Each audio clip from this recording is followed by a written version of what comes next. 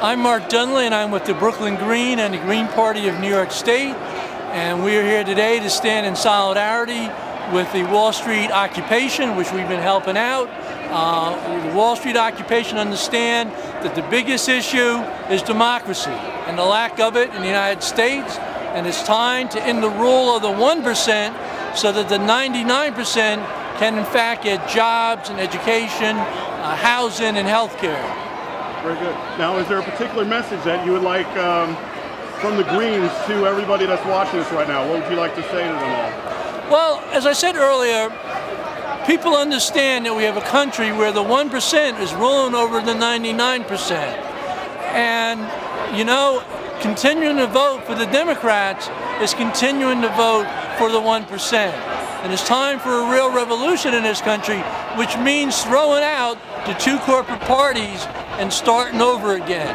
And I think people have to grasp power back, that the two parties and their masters on Wall Street and at City Hall are never going to create the type of changes that we want.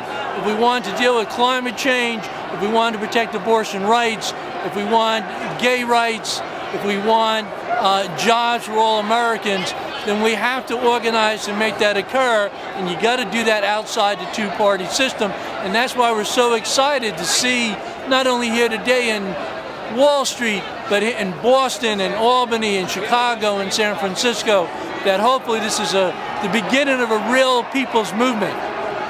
Now, regarding the two-party system in the current electoral process, what do you suggest we should do to have a third party, like your party, for example, have a clear voice and get all the required votes that they would need for a presidential run?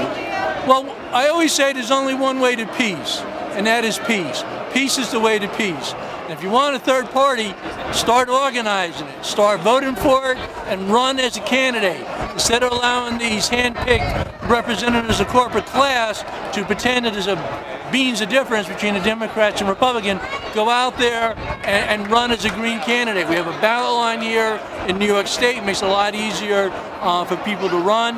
But stop voting for the Democrats. It just encourages them. It encourages them to continue the war in Afghanistan and Iraq, to spend more money on the military than the rest of the world combined, to underfund our schools, to underfund our education, to think that when 28 million Americans are out of work, that what Congress is focused on is how to reduce this so-called federal budget deficit. Very good. Thank you very much.